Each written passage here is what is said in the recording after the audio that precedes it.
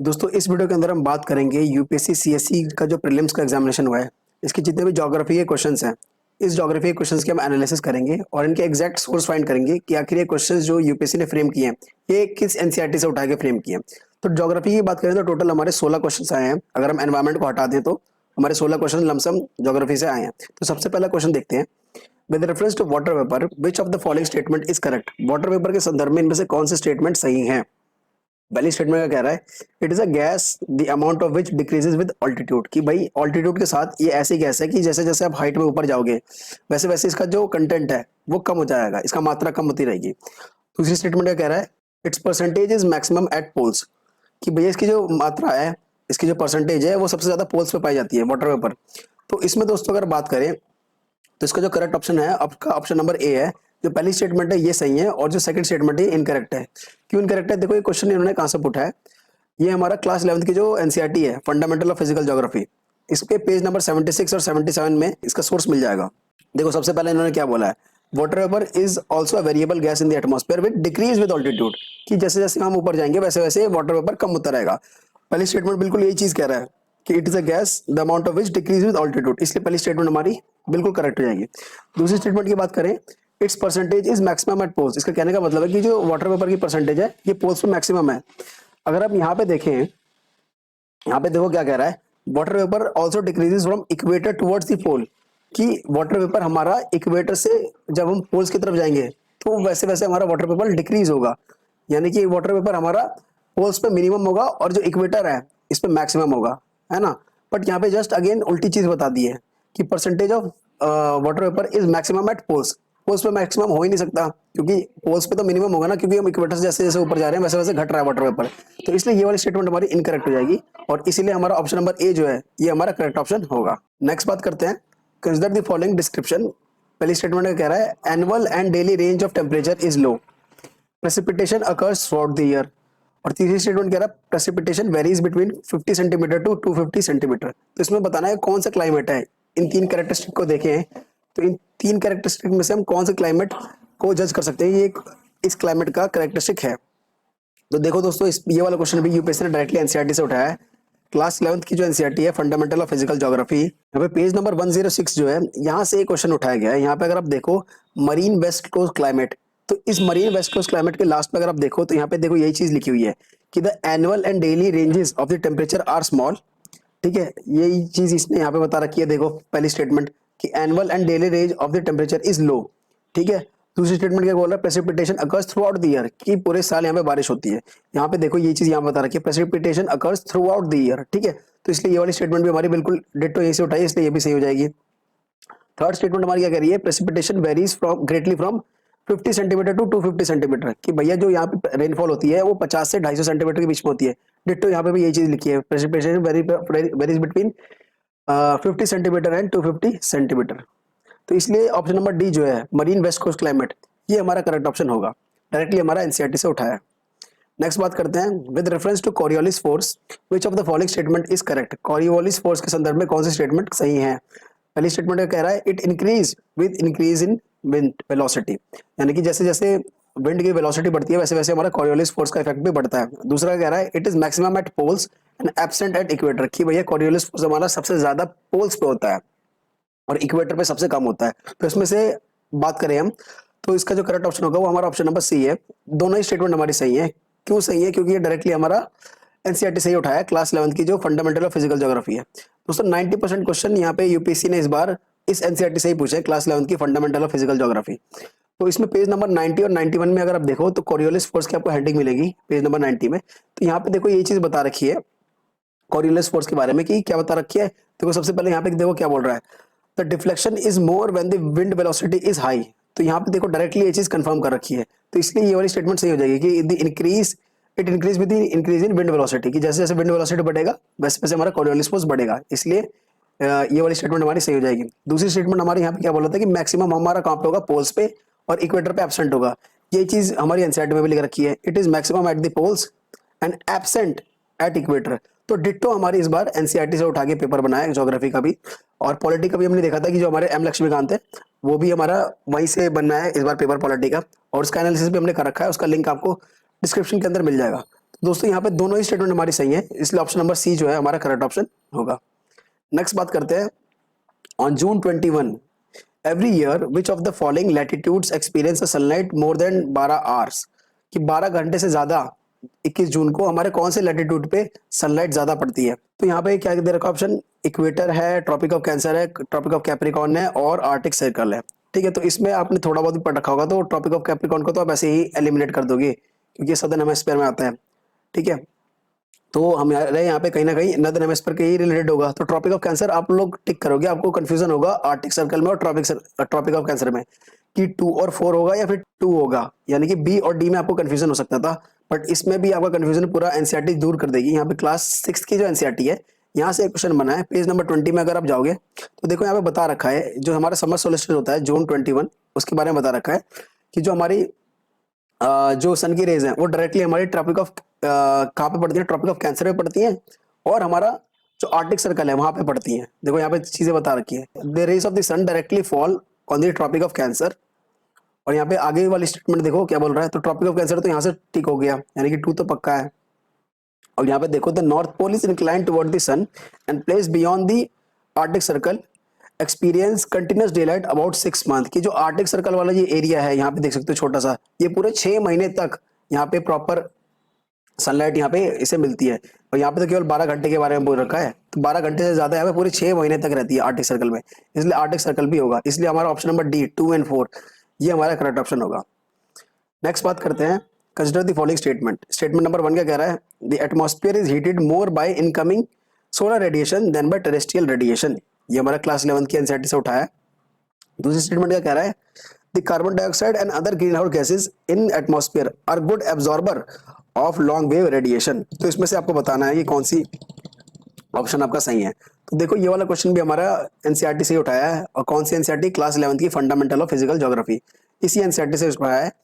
Page number 81 पे अगर आप जाओगे तो यहाँ पे देखो बता रखा है कि जो हमारा एटमॉस्फेयर का हीटिंग होता है ये हमारा सोलर रेडिएशन से नहीं होके हमारा टेरेस्ट्रियल रेडिएशन से होता है, इसलिए ये वाली स्टेटमेंट हमारी इनकरेक्ट है। यहाँ पे देखो ये चीज बता रखी है, the atmosphere is indirectly heated by the terrestrial radiation, ना कि सोलर रेडिएशन, इसलिए स्टेटमेंट 1 हमारी इनकरेक्ट हो जाएगी। अब स्टेटमेंट 2 क्या कह रहा है कि carbon dioxide and other green house gases in the atmosphere are good absorber of long wave radiation, जो कार्बन डाइऑक्साइड और जो अदर ग्रीन हाउस गैसेज हैं वो लॉन्ग वेव रेडिएशन को अब्जॉर्ब कर लेती हैं, अच्छी अब्जॉर्बर होती हैं।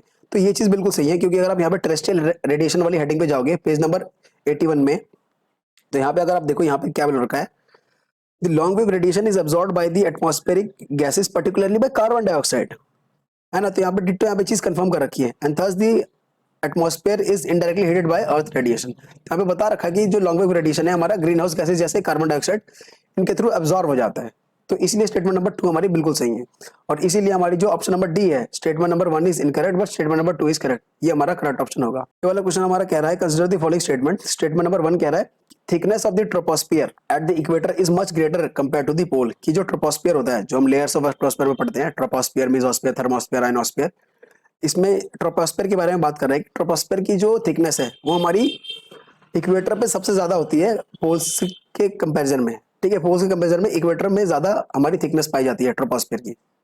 दूसरी स्टेटमेंट कह रहा है at a equator heat is transported to great height by strong convectional current, तो इसमें आपको बताना है कि कौन सी स्टेटमेंट हमारी सही है। तो दोस्तों ये वाला क्वेश्चन भी हमारा क्लास 11 की एनसीईआरटी से ही उठाया यूपीएससी ने इस बार, fundamental of physical geography, page number 77 में अगर आप आओगे तो यहाँ पे जो स्ट्रक्चर ऑफ एटमॉस्फेयर है इस हेडिंग के अंदर आपको मिल जाएगा। यहाँ पे देखो ये चीज बता रखी है, यहाँ पे हाईलाइट कर रखा है कि the thickness of troposphere is greatest eight the equator, कि इक्वेटर पे सबसे ज्यादा होता है, तो इसलिए हमारी पहली स्टेटमेंट तो बिल्कुल सही हो जाएगी कि भैया इक्वेटर पे सबसे ज्यादा हमारी थिकनेस होती है। अब यहाँ पे इसका रीजन भी बता रखा है, देखो क्या बता रखा है, because heat is transported to great height by strong convectional current, ये चीज यहाँ पे बता रखी है, because at the equator heat is transported to a height by strong convectional current, इसलिए दोनों स्टेटमेंट हमारी सही हो जाएंगी। और जो पहली स्टेटमेंट का जो लॉजिक है उसका बेस्ट एक्सप्लेनेशन हमारा स्टेटमेंट नंबर 2 है, इसलिए हमारा ऑप्शन नंबर ए जो है both statement 1 and 2 are correct and statement 2 explains the statement 1, ये हमारा करेक्ट ऑप्शन होगा। डायरेक्टली हमारा एनसीईआरटी से पूछा इस बार। आगे बात करते हैं कंसीडर द फॉलोइंग स्टेटमेंट, तो इसमें आपको बताना है कि how many of the above are products of volcanic eruption, कि जब लावा फटता है तो उनमें से कौन कौन सी चीजें हमारी निकलती हैं, तो इसमें आपको बताना है। तो दोस्तों ये वाला क्वेश्चन भी हमारा कहीं और से नहीं बल्कि जो हमारी एनसीईआरटी है fundamental of physical geography class 11 इसमें पेज नंबर 26 जो है, तो इस पेज नंबर पे बता रखा है। देखो यहाँ पे अगर हम बात करें ये जो हाईलाइटेड लाइंस है यहाँ पे देखो, the material that reaches the ground includes lava flows, pyroclastic debris, volcanic bombs, ash and dust, and gases such as nitrogen and sulfur compounds। तो देखो यही चीज यहाँ पे भी बता रखी है, पायरोक्लास्टिक डेब्रिस यहाँ पे भी है, एश एंड डस्ट यहाँ पे भी है, नाइट्रोजन कंपाउंड है, सल्फर कंपाउंड, यही चीज यहाँ पे भी है। और डायरेक्टली यहीं से उठा के यूपीएससी ने पेपर बनाया था, इसलिए हमारे चारों ऑप्शन जो हैं ये सही हैं, चारों चीजें हमारी वॉल्केनिक इरप्शन से निकलती है, इसलिए ऑप्शन नंबर डी जो है ऑल फोर ये हमारा करेक्ट ऑप्शन होगा। पेज नंबर 26 पे आपको ये चीज मिल जाएगी। नेक्स्ट बात करते हैं, which of the following is are current interference from isothermal map in the month of January. ये वाला क्वेश्चन बहुत लोगों को डिफिकल्ट लग रहा था, बट ये वाला भी हमारा क्लास 11th की एनसीईआरटी से ही पूछा है। देखो पहला स्टेटमेंट क्या कह रहा है, the isotherm deviate to the north over the ocean and to the south over the continent. ये जो आइसोथर्मल लाइंस होती है हमारी, बेसिकली आपने पढ़ा होगा क्लास 11th की ज्योग्राफी में, ये वो लाइंस होती हैं जहाँ पे हमारी जो टेम्परेचर है वो कांस्टेंट होता है, उस रीजन्स को एक लाइन के थ्रू, इमेजिनरी लाइन के थ्रू हम ज्वाइन करते हैं, उसी को आइसोथर्मल लाइन कहते हैं। तो उसी के बारे में पूछ रहा है। तो स्टेटमेंट क्या कह रहा है, the presence of cold ocean current, gulf stream and north Atlantic drift make the north Atlantic ocean colder and the isotherm bend towards the north. तो इसमें से बताना आपको कौन सी स्टेटमेंट हमारी सही है। तो देखो दोस्तों, इसका जो करेक्ट ऑप्शन है ये हमारा ए है, केवल जो पहली स्टेटमेंट है यही करेक्ट है, दूसरी स्टेटमेंट इनकरेक्ट है। क्यों इनकरेक्ट है, देखो यहाँ पे जो पहली स्टेटमेंट के बारे में बात करते हैं, जो हमारी क्लास 11th की एनसीईआरटी है वही फंडामेंटल ऑफ फिजिकल ज्योग्राफी, उसमें पेज नंबर 83 में अगर आप जाओगे तो पेज नंबर 83 में आइसोथर्मल लाइन के बारे में बता रखा है अच्छे से। यहाँ पे देखो ये वाली लाइन यहाँ से आपको क्लियर हो जाएगा। इन जनवरी, देखो जनवरी मंथ के बारे में बात कर रहे हैं, in January the isothermal deviate to the north over the ocean, कि ओशन में जो हमारी आइसोथर्मल लाइन होती है वो हमारी नॉर्थ की तरफ डेविएट हो जाती है, and south over the continent, और जो कॉन्टिनेंट वाला होता है वहां पे साउथ की तरफ डेविएट हो जाती है। ये चीज यहाँ पे बता रखी है कि जनवरी के मंथ में isothermal deviate to the north over the ocean and south over the continent, इसलिए ऑप्शन नंबर 1 तो हमारा बिल्कुल सही हो जाएगा। अब ऑप्शन नंबर 2 में जो है एक छोटा सा कैच है, छोटा सा कैच क्या है कि the presence of cold ocean current, gulf stream and north Atlantic drift. अब यहीं पे कैच है, क्योंकि जो हमारा गल्फ स्ट्रीम होता है और जो नॉर्थ अटलांटिक ड्रिफ्ट होता है ये हमारा कोल्ड ओशन करंट ना होकर हॉट ओशन करंट होता है। यहाँ पे देख सकते हो फंडामेंटल ऑफ फिजिकल ज्योग्राफी में ही पेज नंबर 124 पे आपको ये चार्ट मिल जाएगा, ये डायग्राम, इसमें ओशन करंट रिप्रेजेंट कर रखा है। तो यहाँ पे देख सकते हो गल्फ स्ट्रीम जो हो गया हमारा और नॉर्थ अटलांटिक ड्रिफ्ट जो हो गया, ये दोनों हमारे देखो इक्वेटर से बन के चलते हैं, और इक्वेटर से बन के चलते हैं इसीलिए ये हमारे क्या होते हैं, बहुत ज्यादा गर्म होते हैं। ठीक है, अब ये गल्फ स्ट्रीम गर्म होता है और ऊपर से लैब्राडोर हमारा ठंडा होता है, और इसीलिए यहाँ पे ये दोनों मिलकर एक फिशिंग बैंक भी बनाते हैं। इस पे भी यूपीएससी ने क्वेश्चन पूछ रखा है। और यही वाला जो गल्फ स्ट्रीम जो है ये आगे एक्सटेंड होकर हमारा नॉर्थ अटलांटिक ड्रिफ्ट कहलाता है। और यहाँ पे एक रशिया का पोर्ट है, मारमार्क्स पोर्ट, वहां की जो पोर्ट है उस पोर्ट को ऑल वेदर पोर्ट बना देता है, क्योंकि जो वो पोर्ट है वो हमारा हमेशा बर्फ में ढका रहता है, क्योंकि वो पोलर रीजन पे है। बट जैसे ही हमारी वार्म ओशन करंट जाती है नॉर्थ अटलांटिक ड्रिफ्ट, तो वहां के सारे बर्फ को पिघला देती है, और इसलिए जो वो पोर्ट है वो ऑल वेदर पोर्ट बन जाता है। तो इस पर भी क्वेश्चन पूछ रखा है यूपीएससी ने। ठीक है, तो इस बार तो काफी सिंपल था कि इसमें इसने ये कैच पूछ लिया था कि आपको ये नॉलेज है कि नहीं कि जो गल्फ स्ट्रीम है ये हमारा कोल्ड ओशन करंट है फिर हॉट ओशन करंट है। तो ये हमारा हॉट ओशन करंट है, ना कि कोल्ड ओशन करंट, इसलिए ये वाली स्टेटमेंट हमारी पूरी गलत हो जाएगी, और इसलिए हमारा ऑप्शन नंबर ए जो है ये हमारा करेक्ट ऑप्शन होगा। नेक्स्ट बात करते हैं, with reference to the Himalayan rivers joining the Ganga downstream of Prayagraj from west to east, which of the following sequence is correct। तो ये हमारा ड्रेनेज सिस्टम से पूछ लिया, बिल्कुल सीधे सीएपीएफ लेवल का क्वेश्चन है ये।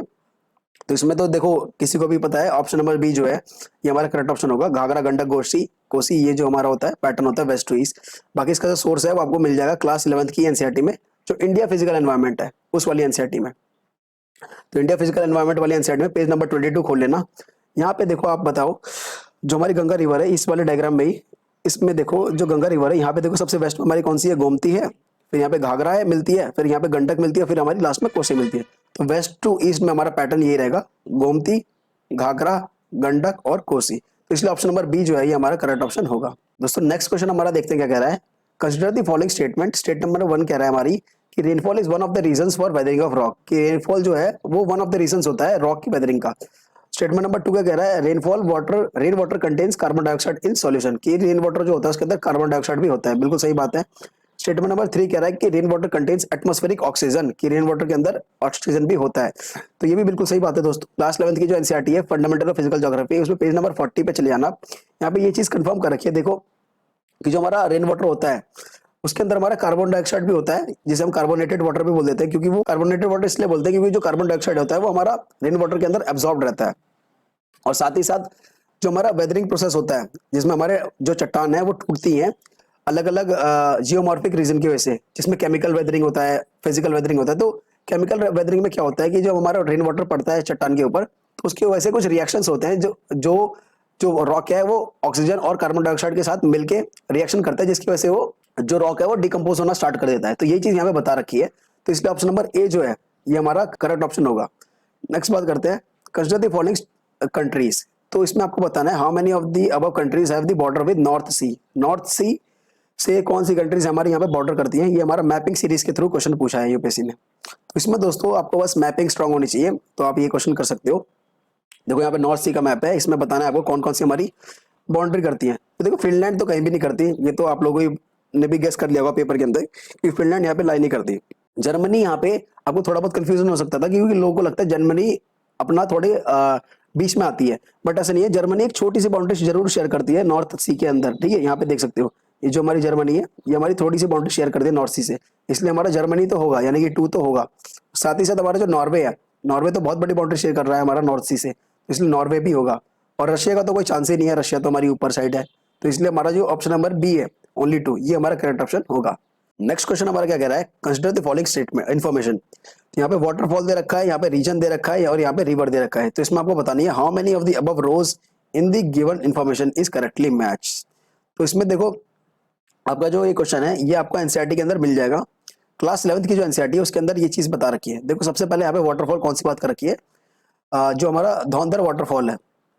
तो देखो क्लास 9th की जो एनसीईआरटी है उसमें यहाँ पे अगर आप देखो नर्मदा बेसिन, तो इसमें यहाँ पे बता रखा है कि जो हमारा जबलपुर के पास जो हमारा धौंधर वाटरफॉल है ये हमारा होता है, और कहाँ पे होता है, नर्मदा जो रिवर है इसके थ्रू होता है, ठीक है। तो यहाँ पे ये चीज भी कंफर्म हो गई, धौंधर वाटरफॉल ये भी चीज हो गई। और जबलपुर से हमें पता चल गया कि ये जो प्लेटू होगा हमारा कौन सा होगा, ये मतलब मालवा रीजन के बारे में बात कर रहा है, जो कि मध्य प्रदेश से लग के है, ठीक है। तो ये हमारी पहली स्टेटमेंट हमारी बिल्कुल सही हो जाएगी। दूसरा हमारा क्या कह रहा है, हुंदरू वाटरफॉल के बारे में कह रहा है। अब हुंदरू वाटरफॉल जो है दोस्तों ये भी आपको क्लास 8th या फिर 9th की एनसीईआरटी है, मैं यहाँ पे लगाना भूल गया, उसी के एनसीईआरटी के अंदर हमें बता रखा है कि यहाँ पे देखो जो हमारा हिंदरू वाटरफॉल है ये हमारा छोटा नागपुर प्लेटो जो है उसके ऊपर होता है, जो कि सुबर्णिका जो रिवर है उसके ऊपर हमारा ये वाटरफॉल होता है। इसलिए ये वाली स्टेटमेंट भी हमारी सही है, हुंदरू, छोटा नागपुर और सुबर्णिका।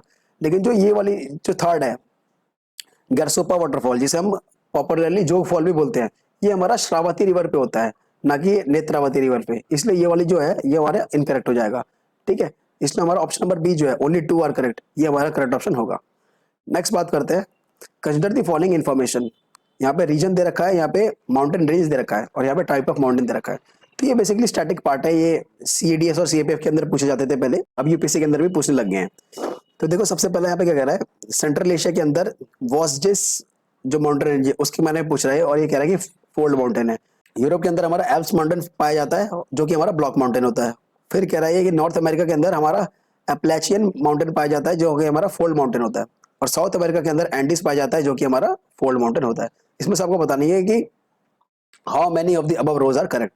तो देखो दोस्तों ये वाला जो क्वेश्चन है ये भी आपको एनसीईआरटी के अंदर मिलेगा, लेकिन कौन से स्टैंडर्ड, क्लास 6th की एनसीईआरटी जो है पेज 41 पे आपको मिलेगा, ठीक है। तो यहाँ पे अगर आप देखो सबसे पहले यहाँ पे अगर यहाँ पे बात करें, ये जो पिंक वाला है यहाँ पे देखो बता रखा है the Himalayan mountain and the Alps are young fold mountain.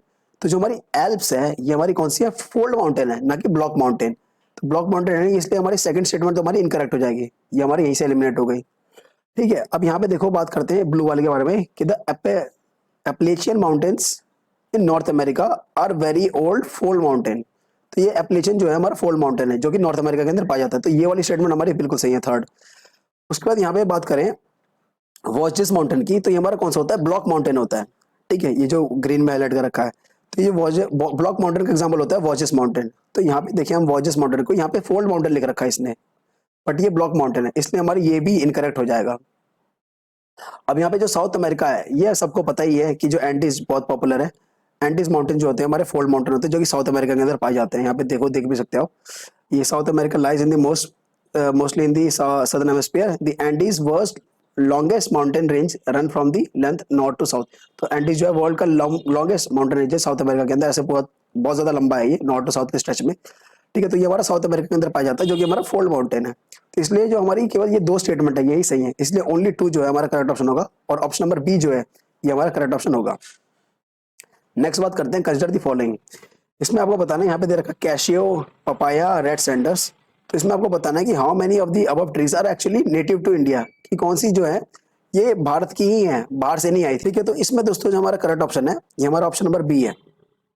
B क्यों है कि जो हमारा पपाया और रेड सैंडर है ये दोनों हमारे भारत की है। देखो पपाया तो पपीता सब कोई लगाता ही है, बहुत पौराणिक टाइम से लगा आ रहा है, तो इसमें कोई शक ही नहीं है। रेड सैंडर भी हमारा जो कि लाल चंदन जिसे हम कहते हैं ये भी हमारा भारत का ही है, जो कि साउथ साइड में पाया जाता है, पुष्पा मूवी में भी आपने देखा होगा।